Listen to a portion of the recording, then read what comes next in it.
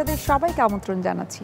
আমি নুসরাত আবারও হাজির হয়ে গেলাম এনটিভির পর্দায় আপনাদের পছন্দের অনুষ্ঠান, পছন্দের রান্নার অনুষ্ঠান নিয়ে। Welcome to expert today's kitchen. প্রিয় দর্শক, আপনারা সবাই হয়তো জানেন যে প্রতিটি পর্বে আমাদের সঙ্গে থাকেন একজন রন্ধনশিল্পী, সেই সঙ্গে থাকে দুটো মজাদার রেসিপি। আমরা কিন্তু সবসময় চেষ্টা করি খুব সাধারণ কিছু উপকরণ দিয়ে কিভাবে অসাধারণ, মজাদার এবং হেলদি খাবার রান্না করে আপনাদেরকে দেখানো যায়। প্রিয় দর্শক, আমাদের আজকের এক্সপার্ট টুডেস কিচেনের রন্ধনশিল্পী হলেন আয়েশা ইরা। আপু, কেমন আছেন আপনি? আসসালামু আলাইকুম। ওয়ালাইকুম সালাম। জি, ভালো আছি। আপনি ভালো আছেন? আমি খুব ভালো আছি এবং আপনার সঙ্গে একজন গেস্ট দেখতে পাচ্ছি, পরিচয় করিয়ে দিন আমাদের সঙ্গে।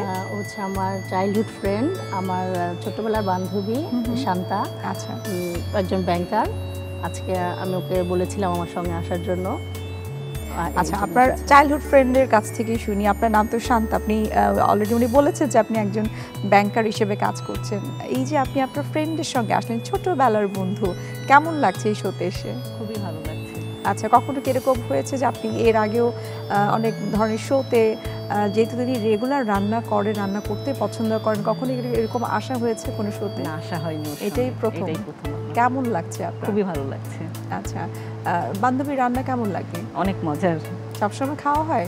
হ্যাঁ, আমি পাবনা গেলেই ওর বাসায় যাই। পাবনা গেলে? আচ্ছা, তার মানে হচ্ছে আপনি পাবনাতে থাকেন।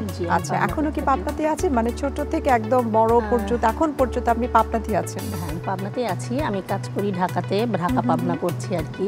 আচ্ছা, এই ইন্ডাস্ট্রির সঙ্গে যখন কাজ করছি, ফুড নিয়ে যখন কাজ করছি, তখন আমি আসা যাওয়া করি। আচ্ছা, অর্থাৎ প্রফেশনালের কারণে আপনি ঢাকা পাবনা আসা যাওয়া হচ্ছে। তো মেইন প্রফেশনটা আসলে আপনার এখন কি বর্তমানে? আমার মেইন প্রফেশন হচ্ছে, আমি আর কি, আমার একটা পেজ আছে, মানে হোমমেড আর কি, খাবারের মুখরোচক আমার পেজটা। এইটা আর ফ্যাশন অ্যান্ড বিউটি, এই দুইটা নিয়ে আমি কাজ করি। আচ্ছা, দুটাই আমার সমান তালে চলে। আজকে এখানে এসেছি অ্যাকচুয়ালি আমি মুখরোচকের ওনার হিসেবে। অলরাউন্ডার বলা যেতে পারে আপনাকে তাহলে?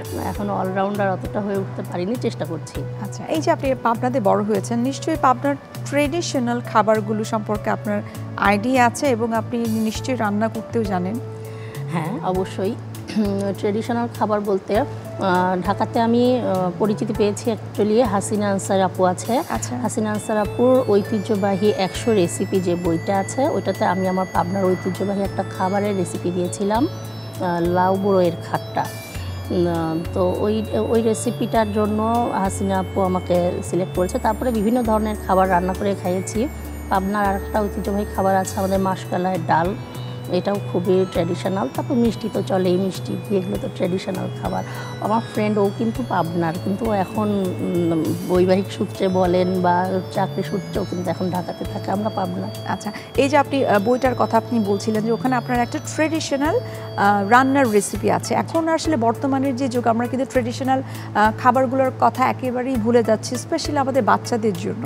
সুতরাং আমাদের কিন্তু এই যে আয়োজনটা, এক্সপার্ট টুডেস কিচেন, এই অনুষ্ঠানটির মাধ্যমে কিন্তু আমরা চেষ্টা করছি যে ঐতিহ্যবাহী খাবারগুলোকে আবার ফিরিয়ে নিয়ে আসতে, এবং যারা নিউ জেনারেশন তারা যেন পরিচিত হয় আমাদের এই অনুষ্ঠানের মাধ্যমে, যে আসলে আগের দিনে আমাদের মা, খালা, দাদিদের যে রান্নাগুলো, সেগুলো যেন তারা নতুনভাবে দেখতে পায়, শিখতে পারে এই রান্নাগুলো।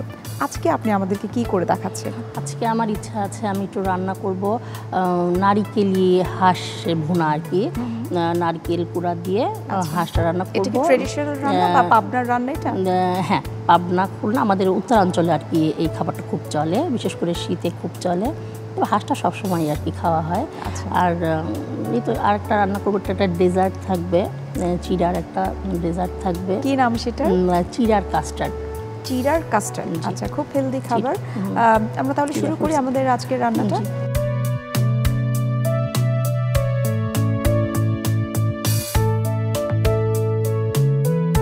আপু, আমরা প্রথমেই কি রান্না করছি? নারিকেলি হাঁস ভুনা যেটা? জি, আমি প্রথমে রান্না করব নারিকেলি হাঁস ভুনাটা।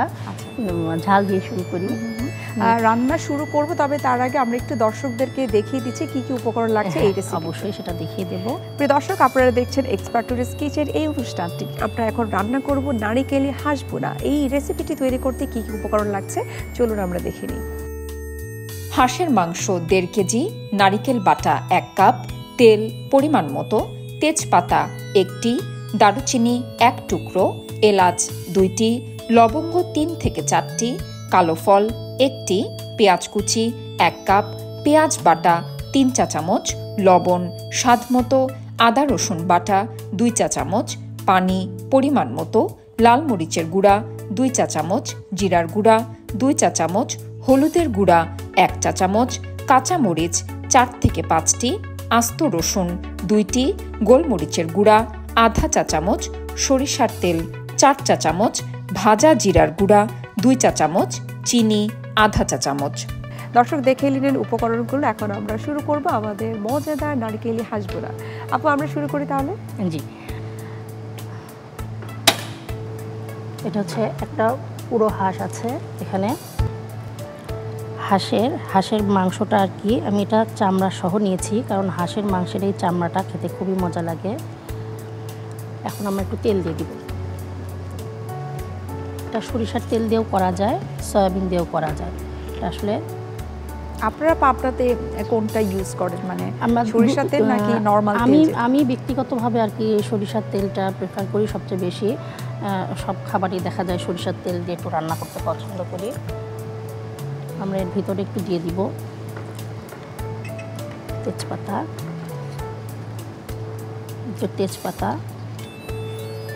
সাধারণত কিন্তু দেখা যায় যে আমরা দারুচিনি। হাঁসটা কিন্তু শীতকালেই আমরা সব থেকে বেশি খাই, কিন্তু পাবনা থেকে সারা বছরেই হাঁসটা চলে। আসলে এখন পাবনা বলে না, এখন তো দেখতেছি যে হাঁস আসলে সব সময় দেখি চলে। সবাই এখন হাঁস সব সময় খায়, পাওয়াও তো যায়।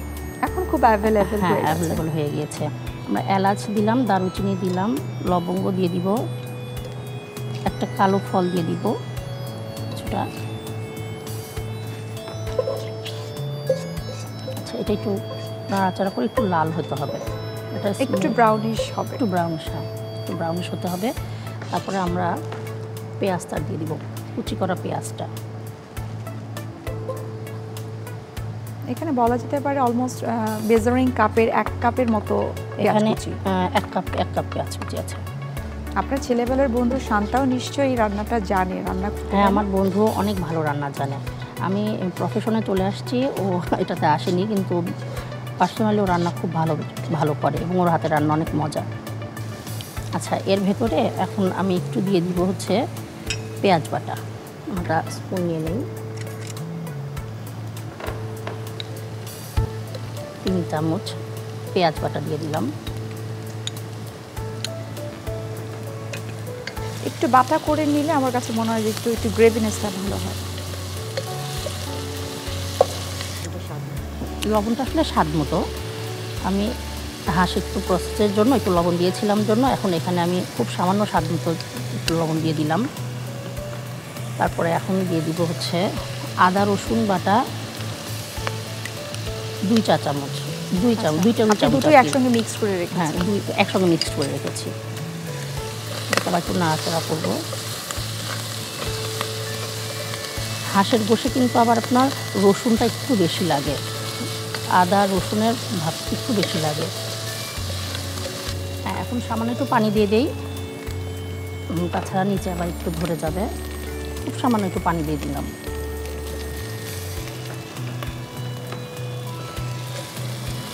এরপরে আস্তে আস্তে এর ভিতরে সব মশলাগুলো আমি অ্যাড করতে থাকবো।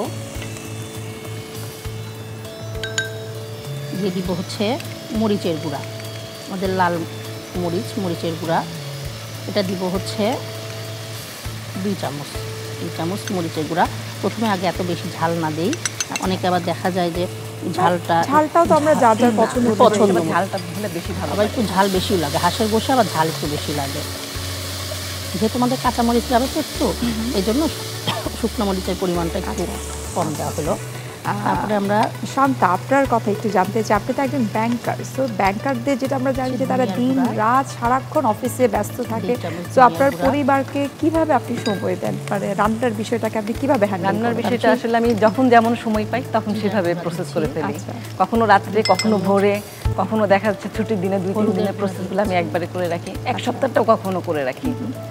এটা আসলে সময়। আপনার ফ্রেন্ডও কিন্তু বলেছে যে আয়শা, যে আপনিও খুব ভালো রান্না করেন এবং আশা করি যখন যেটা রান্না করেন সেটাই নিশ্চয় আপনার পরিবারের সদস্যরা খুব পছন্দ করে। কিন্তু আমি খুব ফ্যান, ওর গরুর গোশের ফ্যান। আমি ওর গরুর গোশ খেতে খুব পছন্দ করি। পানি দিয়ে দিয়েছি। রান্নাটা আসলে অনেক সময় মুডের উপর ডিপেন্ড করে, যে মানে সময় যেমন রান্না কিন্তু সেরকম হয়, সময় কমের মধ্যে রান্নাটা খুব একটা ভালো হয় না। এবং আমরা ওয়ার্কিং লেডি যারা আছে আমাদেরকে কিন্তু আসলে খুব আমাদের প্ল্যান তো করে কাজ সময়টাই করতে খুব হয়। লিমিটেড। কাঁচামরিচ দিয়ে দিব, কিছু রান্না করলাম, 5-7টা বাচ্চা খাচ্ছে কাঁচামরিচ না, দিয়ে দিব। আবার সঙ্গে সঙ্গে তার জন্য আরেকটা জিনিস করতে হচ্ছে, মানে এই সময়গুলোতে আমরা খুব অডিয়ের মধ্যে পড়ে যাই। এটাকে এখন একটু আমরা কষে নেব ঢাকনা দিয়ে।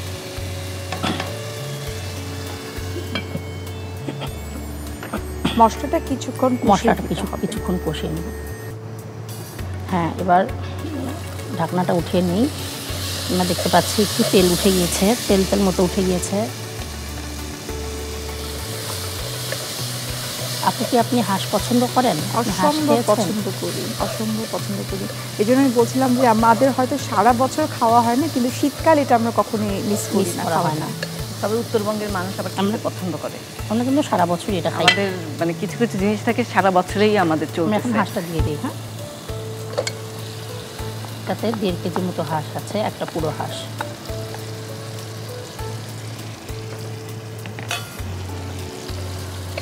পুরো মশলাটা যেন এর ভেতরে লেগে যায়, এই জন্য আমরা খুব সুন্দর করে এটা নাড়াচাড়া করে মশলাগুলো হাঁসের মাংসের সঙ্গে মিক্স করে ফেলব।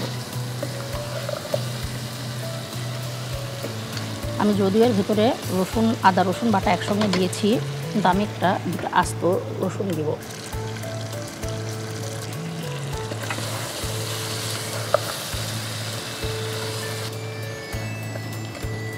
যেহেতু এটা নারিকেলি হাঁস, আমরা এখন নারিকেল বাটাটা দিয়ে দিব।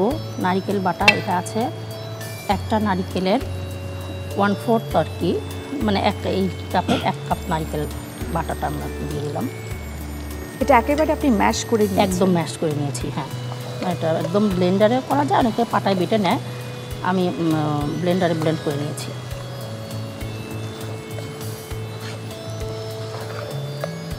এর ভেতরে আমি এখন দিয়ে দিব গোলমরিচের গুঁড়ো, দিব খুব সামান্য, হাফ চা চামচ।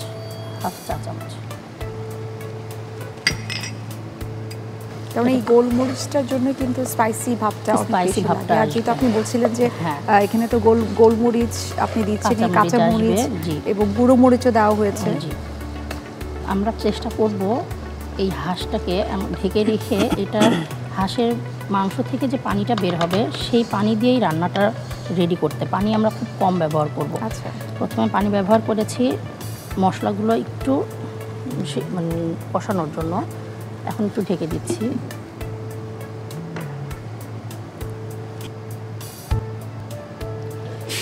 আচ্ছা, ফিরে এলাম। এখন একটু নাড়াচাড়া করে আমরা এর ভেতরে একটু সরিষার তেল দিব। অর্থাৎ এটা আমরা রান্নার একেবারে শেষ পর্যায়ে, একদম শেষের দিকে অন্যরকম একটা ফ্লেভার আসবে। সরিষার তেলটা দিয়ে দিব, খুব বেশি দিব না, কারণ হাঁসের গোশের চামড়া থেকে সবসময় নিজের মতো করে মশলা দেওয়াটা, নিজের মতো করে করাটা 4 চা চামচ আমি সরিষার তেল, আমি জানলাম সবকিছু, বাট নিজের মতো করে দিলে বেশি ভালো লাগে জিনিসটা। আর দিব হচ্ছে ভাজা জিরার গুঁড়ো, শেষে ভাজা জিরার গুঁড়া দিব আমি 2 চা চামচ ভাজা জিরার গুঁড়া। সেটা হচ্ছে আমার পুরো উপকরণ দেওয়া কমপ্লিট হয়ে গিয়েছে।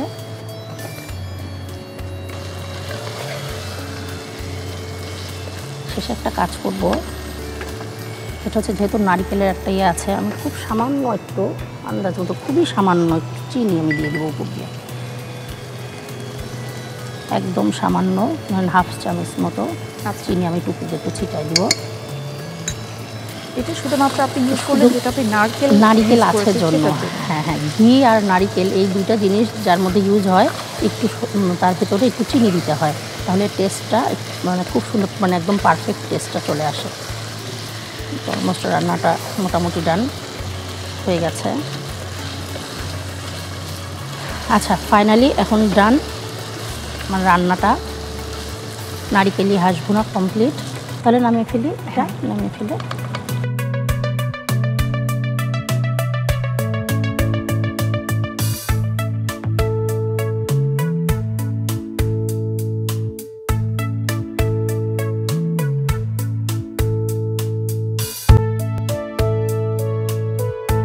আমার এটা খুব ভালো লেগেছে যে আপনি কাঁচা মরিচটা একেবারে রান্নার শেষের দিকে আপনি দিলেন, কেননা কাঁচা মরিচ আমরা অনেকেই কিন্তু আসলে না জেনে আগেই দিয়ে দিই।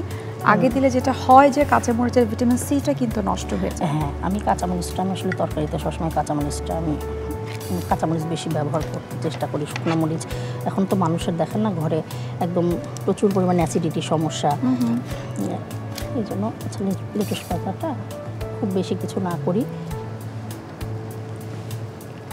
হালকা একটু গার্নিশ করে দিলাম। তাহলে তৈরি হয়ে গেল নারিকেলি হাঁস ভুনা। খুবই চমৎকার একটা রান্না আপনি করলেন। আমরা হাঁসের মাংস খাই প্রচুর, কিন্তু নারকেল দিয়ে এভাবে মিক্স করে আমি আসলে খুব কমই দেখেছি। আশা করি আমাদের দর্শকরা খুব পছন্দ করবে। আমরা একটু দর্শকদেরকে আবারও দেখিয়ে দিচ্ছি কীভাবে আমরা এটা রান্না করলাম। প্রিয় দর্শক, আপনারা দেখছেন এক্সপার্ট টুডেস কিচেন এই অনুষ্ঠানটি। দেখে নিন এটার প্রস্তুত প্রণালী। প্রথমে একটি সসপ্যানে তেল দিন, এরপর তেজপাতা, দারুচিনি, এলাচ, লবঙ্গ, কালো ফল, পেঁয়াজ কুচি, পেঁয়াজ বাটা, লবণ, আদা রসুন বাটা, পানি, লাল মরিচের গুঁড়া, জিরার গুঁড়া, হলুদের গুঁড়া ও কাঁচামরিচ দিয়ে ভালোভাবে কষিয়ে নিন। কষানো হলে হাঁসের মাংস, আস্ত রসুন, নারিকেল বাটা, গোলমরিচের গুঁড়া, সরিষার তেল, ভাজা জিরার গুঁড়া ও পানি দিয়ে রান্না করুন। সবশেষে চিনি দিয়ে কিছুক্ষণ রান্না করে নামিয়ে সাজিয়ে পরিবেশন করুন মজাদার নারিকেলি হাঁস ভুনা।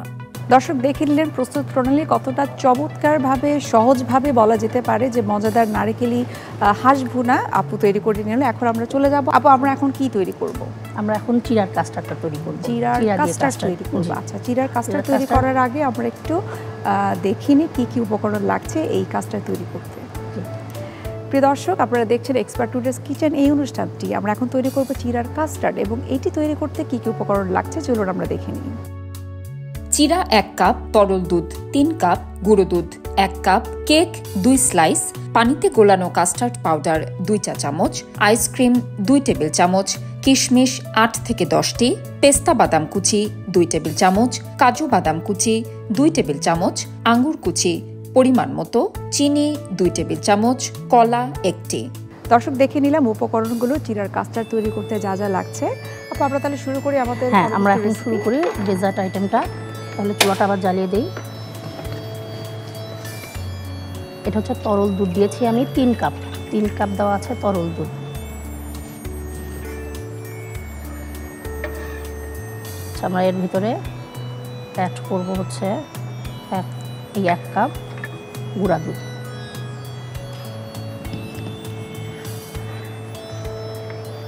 আমি চিনিটা অ্যাভয়েড করতেছি, আমি কনডেন্স মিল্ক দিব।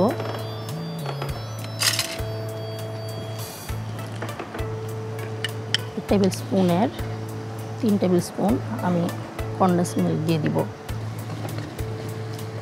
যেহেতু আপনি কনডেন্স মিল্কটা ইউজ করছেন, সেক্ষেত্রে আমার মনে হয় যে আসলে সুগারটা যদি আমরা অ্যাভয়েডও করি, তারপরে সুইট ভাবটা থেকে যাবে, কিন্তু সরাসরি আমি চিনিটার মধ্যে দিব না, একটু কম দিব, খুব কম দিব।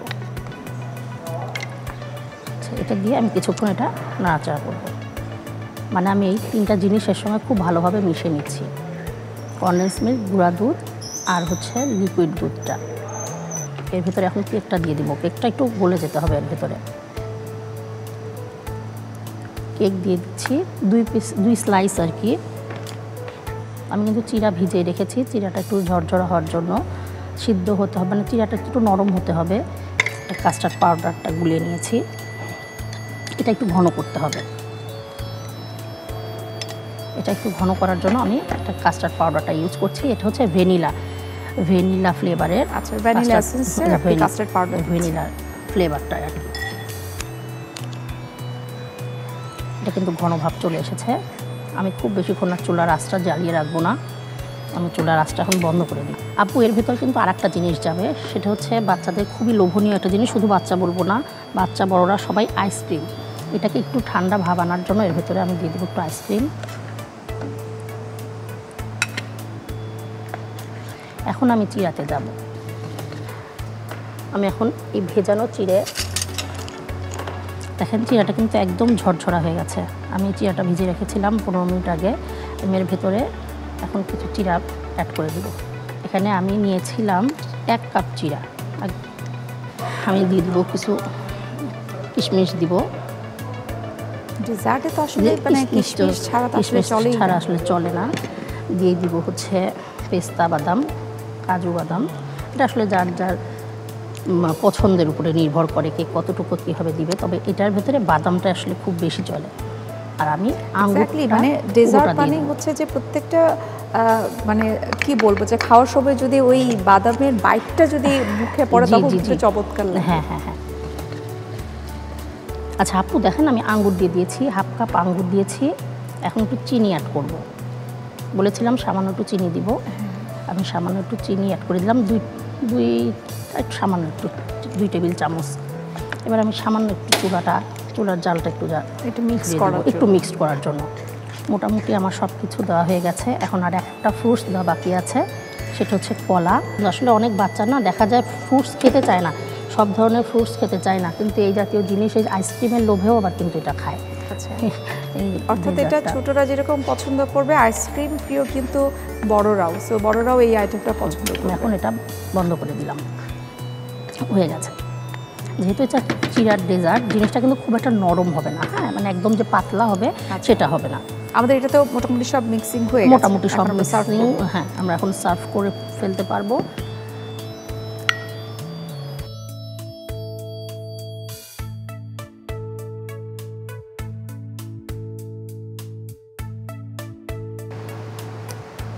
তৈরি হয়ে গেল আমার চিরার ডেজার্টটা, খুবই চমৎকার লাগছে। এবং আপনি যখন রেডি করছিলেন, রান্না করছিলেন, স্পেশালি আমার কাছে মনে হচ্ছিল এত হেলদি একটা খাবার, মানে চিরা আমরা খাই চিরা দই দিয়ে, this is the best item ever. আমার কাছে মনে হয় যে অনেক ইনগ্রেডিয়েন্ট এখানে আছে, আশা করি দর্শকরাও খুব পছন্দ করবেন। প্রিয় দর্শক, আমরা তৈরি করে নিলাম মজাদার চিরার কাস্টার্ড। আপনাদের সুবিধার্থে এটার প্রস্তুত প্রণালীটি আরও একবার দেখিয়ে দিচ্ছি আপনাদেরকে। প্রথমে একটি ফ্রাই প্যানে তরল দুধ নিন, এরপর গুঁড়ো দুধ, কনডেন্স মিল্ক, কেক, পানিতে গোলানো কাস্টার্ড পাউডার, আইসক্রিম, চিরা, কিশমিশ, পেস্তা বাদাম কুচি, কাজু বাদাম কুচি, আঙুর কুচি, চিনি ও কলা দিয়ে রান্না করুন। রান্না হয়ে গেলে গ্লাসে ঢেলে সাজিয়ে পরিবেশন করুন দারুণ স্বাদের চিরার কাস্টার্ড। দর্শক দেখে নিলেন প্রস্তুত প্রণালী, কতটা চমৎকারভাবে আপু দুটো আইটেম আমাদেরকে রান্না করে দেখালো। একটা হচ্ছে আমাদের ট্রেডিশনাল রান্না নারিকেলি হাঁসবোনা যেটাকে বলে, আরেকটা হচ্ছে চিরার কাস্টার্ড। আপু আপনাকে অসংখ্য ধন্যবাদ এত চমৎকার দুটো ডিশ আমাদেরকে তৈরি করে দেখানোর জন্য, এবং আপনার চাইল্ডহুড ফ্রেন্ড শান্তা আপু আপনাকে অসংখ্য ধন্যবাদ। আপনাদের অনেক ধন্যবাদ, এনটিভিকে অনেক ধন্যবাদ যে মানে আমাকে এই প্ল্যাটফর্মটা দিয়েছে। আমি দুটো আমার রান্না যে আমি এখানে আপনাদের সামনে মানে উপস্থাপন করতে পারলাম, আমি অনেক নিজেকে ধন্য মনে করি।